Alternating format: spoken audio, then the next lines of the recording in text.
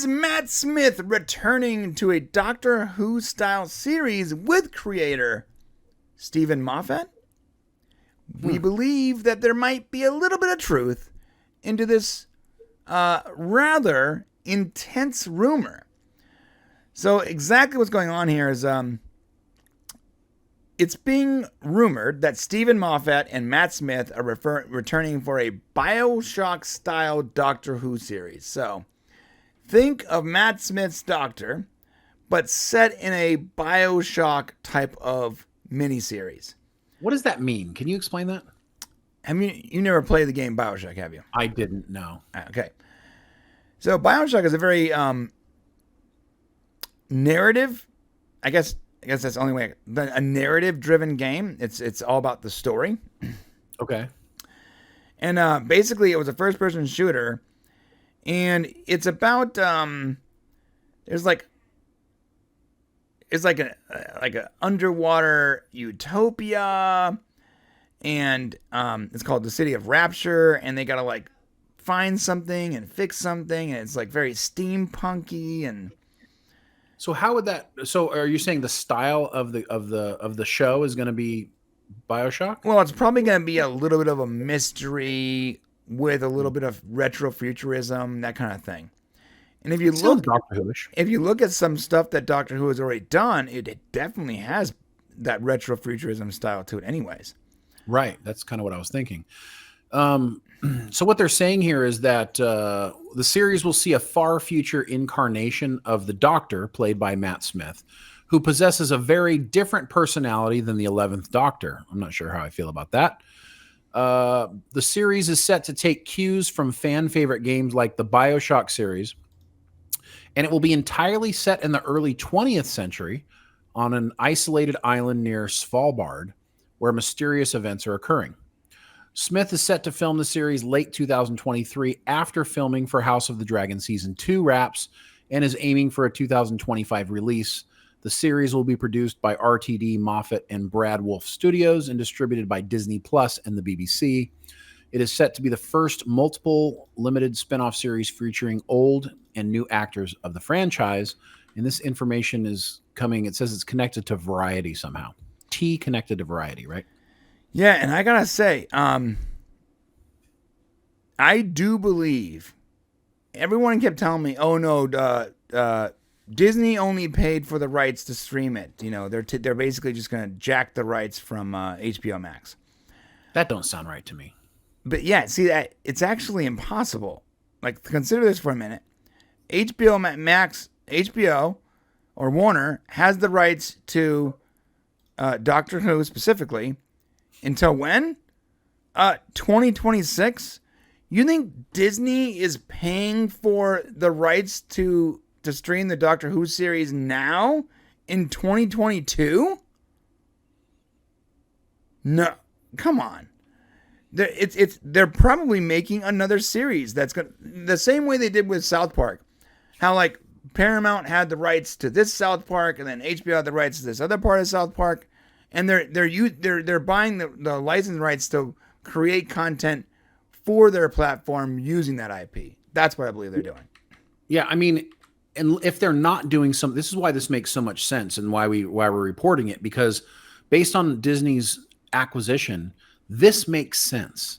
Like, this is the kind of thing that you're going to want to do, especially Matt Smith coming off this House of the Dragon. His acting is so wonderful. Yeah, fantastic. And he just owns the whole screen when he's on it. And I don't know how people are going to feel, though, if he's not the same Doctor as he was before. That's going to be interesting because he's such an iconic Doctor. Seeing him in a different way might be hard.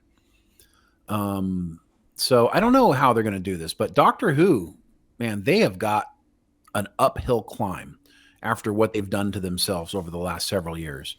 And it'll be interesting to see if Disney can make it better some way. Yeah, they've really pooped the bed. They went from Doctor Who is a generational brand, and there's not very many of those. And then even more so when they brought it back with Eccleston for the new Who. but they continued the series instead of rebooting it. When they did that, it went worldwide. I mean, it was a worldwide phenomenon. Everybody liked it. Every age group, every age range. You had grandpas that are in their 70s that were enjoying it with their 12-year-old great grandkids because they are now watching the same thing. What a opportunity. And boy, this is how you blow it, man.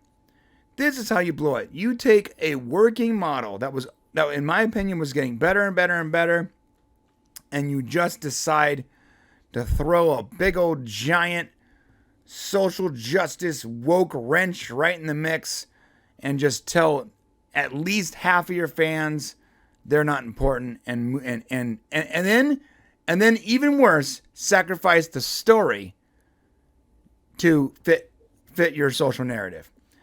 You know what it is? Sometimes when you're too close to your own work, you tend to mess it up. A lot of people do this. Like there's a reason the McDonald's logos look the same for like a long time. It's because if it works, you don't change it. And it's like Doctor Who's like, well, we've done this Doctor. And we got to Matt Smith and you're like, wow, this guy's like the most ideal Doctor of all time. Where do you go from here? Because, if we just get some other dude, there's no way he's going to be able to shine a light on it. And they were heading in such a great direction. You got to remember, BBC from the 70s all the way up, they had different doctors, right? Some better than others. And when it was doing great, you might have another doctor like, well, he's not so good. And maybe I'm watching, maybe I won't. They didn't want a decline. So they wanted to do something different. They changed their brand. They brought in Peter Capaldi. Now they got an old doctor, right? Throwback to like the original series when they had older doctors, right? And it's not bad. That first season worked. It was working for sure. So then they got to the end of Peter Capaldi's time, and they're like, well, we can't just like go back to a David Tennant, Matt Smith thing. We've done the old doctor. What's left? Well, we haven't done a girl doctor. And that's kind of what happens. Instead of just going with what works, you try to change it because you think you think it's going to be stale, but it's not. People love what you're doing. Keep doing it. That's the problem with a lot of these things. And the crazy part is too, I would even argue that you could have had a girl doctor. You could have made it work. You could have if you didn't have, it wasn't all about being a girl doctor. Yeah, but the problem is you fundamentally changed the doctor. All of a sudden, the doctor was a hyper feminist. Yeah, just let the doctor be the doctor. Yeah, all of a sudden the doctor was a modern feminist, and every story was about the feminine struggle and minorities. Like, what are you doing? I don't understand. Like, you would have had people, you would have had detractors for sure. You would have had people that complained about it. Sure. But the problem is, you took all of their complaints and you made them reality on screen. You made all the people that you were complaining of being bigoted, you made more fans feel the way they felt automatically when you leaned into their narrative and you actually did exactly what they were saying you were going to do with that character. Right. Yeah. They should have just had like a Sigourney Weaver-esque doctor, like from Alien, just like a badass doctor. That would have been great to bring in a girl and just have her kick butt or something. That probably would have went over really well. Well, and on the same note, they also decided to go back to the origin of Doctor Who and make him, the little African American chick that wasn't even a Time Lord, and is. Yeah, that's the problem. I mean, that's when you try to change everything to reach a narrative, and I don't know what the hell anybody's thinking. You can't mess with the foundation of a generational series and not expect there to be problems with your home, with your house, with your franchise. You can't expect to do that. I mean, imagine if like Superman, right? We go back to Krypton, and we get this, oh my gosh, we never realized this. Go back to Krypton the day he's born, and you see he's actually having a surgery where they're changing his sex from female to male. Superman was always supposed to be a girl. I mean, that's kind of what they're doing here. They're trying to change the fabric of what the character is so that we could say on some level, see, we've got it all figured out. and it was supposed to be this way the whole time, and now you can believe it. It's freaking insanity and stupidity. The way, how are these people even allowed to write these shows or do these shows? Like, how did it get to the point where there's somebody listening to these idiotic ideas that are happening? I just don't understand.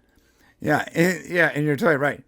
The craziest part about it is that there are fans and people that fans that are praising it and encouraging it, but they're not actually the customer. Right. It's a super minority. Right. It's a tiny minority. They're not actually. It's almost the same thing like in video games. We're like, I can't believe you put a big buxom, big booty girl in your video game. That's sexist. You're like, wait a minute. Who's gonna buy this? Oh, 15 to 25-year-old males? Like in the 90 percentile? Yeah, that's why. It's called Tomb Raider, guys. Right. Just yeah. But instead, what these companies do now, they're like, oh, you're right. Sorry about that. Let me take that out and make it for you, the person complaining. And they're not playing the game. But they're not the ones playing the game. They're not buying it. They're not playing it. And then these companies go, what happened to our annual revenue? Why are we losing money? You're not making games for your customers anymore. You're making games for people complaining who were never customers in the beginning, in the first place. Well said, bro. Well said.